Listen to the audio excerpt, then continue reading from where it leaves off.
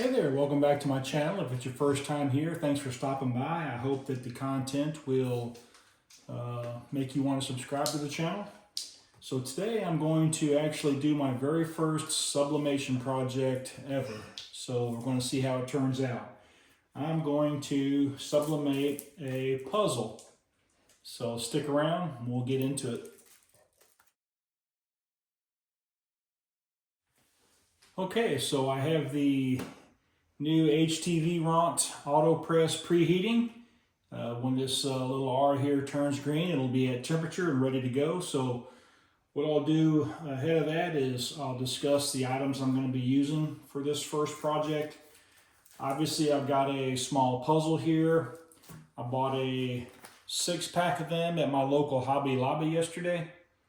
And there's 6 puzzles in here for $6, so about $1 a piece. So super reasonable in terms of a project, and if it turns out half decent, I think it could be a pretty cool little gift idea for sure. But on the back of these sublimation items, at least at Hobby Lobby, they give you the best results.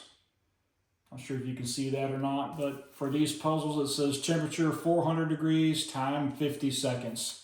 So that's what I'm working on my auto press right now, getting it to those parameters. Of course, following transfer, product will be hot, blah, blah, blah. So I've got the puzzle. Something else I'm going to need is some Teflon, which actually came with my auto press. So I'm just going to double this over. It should work fine. Anytime you're sublimating something, you want to have something on top and below the item. So this should work out fine for the size puzzle that I have. You can use butcher paper too. I've got plenty of that here as well. So if I get to that point, I'll just swap out the Teflon for some butcher paper. Of course, I've got my image I'm going to be using. I've got some heat resistant tape. You don't want to use just any tape because it can burn and stick to the auto press and go downhill quickly. Since it's going to be heated up to at least 400 degrees, you want something to be able to put some weight on it when it's done so that it doesn't, as it begins to cool down, just naturally kind of warp on you. So you can probably see over here I've got a small piece of birch ply, cedar ply, and a 20-pound dumbbell. I'm going to use that as my weight. Clearly this isn't my normal workspace here in the dining room, but I'm only home for a couple days right now, so it's going to work for me until I get things better set up. But I wanted to kind of test out a project, see kind of how things turn out, and go from there. So those are the items I'm going to use. What I don't have is they recommend you wear some kind of gloves. I don't have gloves at the moment. Not to say that I won't get some, but that would be something else I'm going to use for sure. You want to make sure that when you're removing things from your press that you don't get burned. So we're almost up to temperature. We'll check back here in just a second and we'll get started. Okay, so let's get into it. Our auto press is at temperature. You can see the green R right there, so we're at 400 degrees. It's preset for 50 seconds. I'm going to go ahead and turn on the automatic button. What that's going to do is, as soon as I close this drawer, the auto press will automatically come down and begin the heat process. As well, when the 50 seconds is up, it will raise itself up off the project and allow me to continue on. So in the meantime, I'm going to take a lint roller. I've unpackaged this puzzle. Just going to go over it. It looks pretty clean, but they say you always want to make sure there's no dust, lint, pet hairs, at least in my house, that could affect the image. So the image that I've got is just a family portrait that we had done. It's going to look subdued when you're doing sublimation. It's going to look not very bright, but that's just the way it is. So don't let that deter you. Once it actually sublimates on whatever project you're going to do, it's going to be a lot more vibrant. The colors will be a lot better. So that's what I'm going to roll with today. These puzzles come with a nice backer board type deal. I'm going to continue to use that. I'll explain why here in just a second. So I'm going to go ahead and lay this down. the puzzle, make sure I've got good coverage and have it where I want it. That looks pretty good. So when I'm taping with this tape, I want to actually tape to the back side of this cardboard and not the back of the puzzle, because there are times where peeling off the tape could potentially peel off some of the backing of the puzzle. It may or may not. I just don't want to take the risk. So I'm going to go ahead and use this as my backer to tape to for now. So I'll do a little bit of taping here, make sure it doesn't move on me. I got it as square, I think, as it can be. So we'll go ahead and apply some tape here.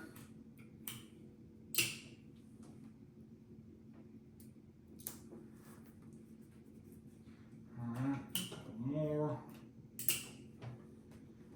This is supposed to be heat resistant tape, so it should be just fine in this press. Almost ready. All right. So kind of goes without saying, but you want to make sure that your image, whatever image you're trying to sublimate, at least in this case, is on the glossy side of the puzzle. There was a matte side and a glossy side. You want to go to the glossy side, so your image goes on the glossy side. Then you tape it all together. The main thing here is you just don't want it to move as it's going through the heating process. I did go grab me some gloves, so I've got gloves to remove it after 50 seconds. So again, I'm going to use this Teflon. So I will put the Teflon right here in the center. So you want the image side, which I have here, up towards the top plate, because that's where the heat is. There's no heat on the bottom plate, just on the top. So you want your image that you're going to sublimate on the top here, so that it can get that nice heat transfer. So here again, I'm just going to cover it on both sides with the Teflon. You can see I've already done that. And I will move it in. As soon as it locks in, it's going to continue to begin the press process. So here we go.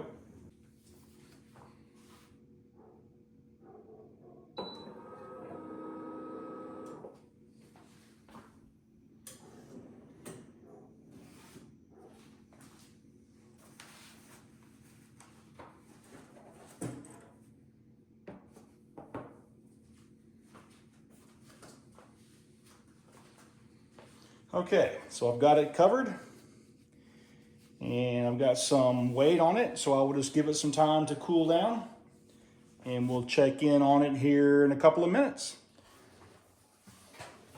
All right, so we've provided some adequate time for this to cool down. So it's the moment of truth. Let's see how my very first sublimation project goes. Hope it turned out well. Here we are. Oh wow, first glance, I really like it. Oh wow, it turned out great. Looky there.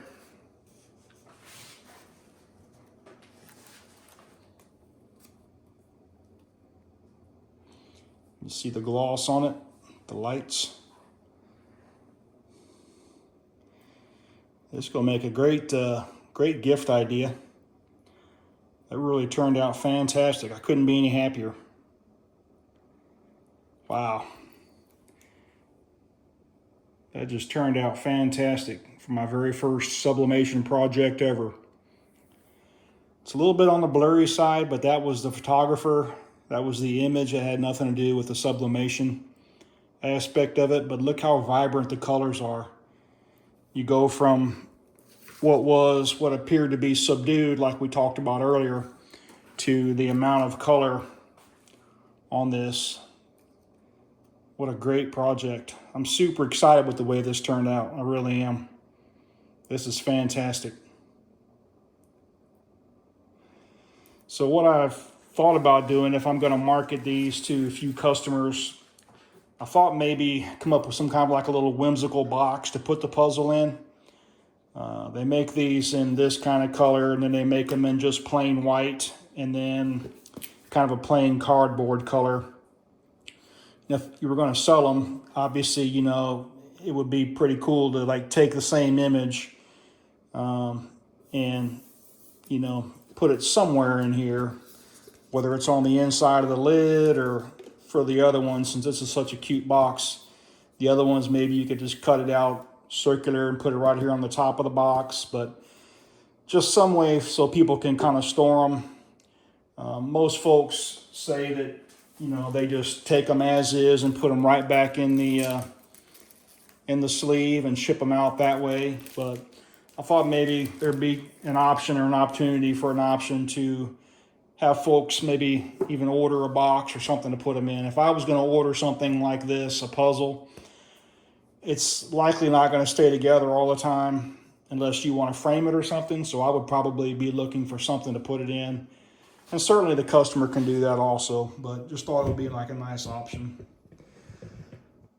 All right, so that's going to close out this tutorial. For my very first one, I couldn't be any happier with the way it turned out. I think it's just fantastic. So I'll leave you with that. And if you're not yet, consider subscribing to the channel. I'm going to be doing a lot more of these projects now that I'm getting a little bit of a feel for it. And we'll be sublimating on all sorts of different things, from Christmas ornaments to ceramic coasters, all sorts of stuff. So stick around if that's of interest to you, and we'll keep going. Thanks for stopping by.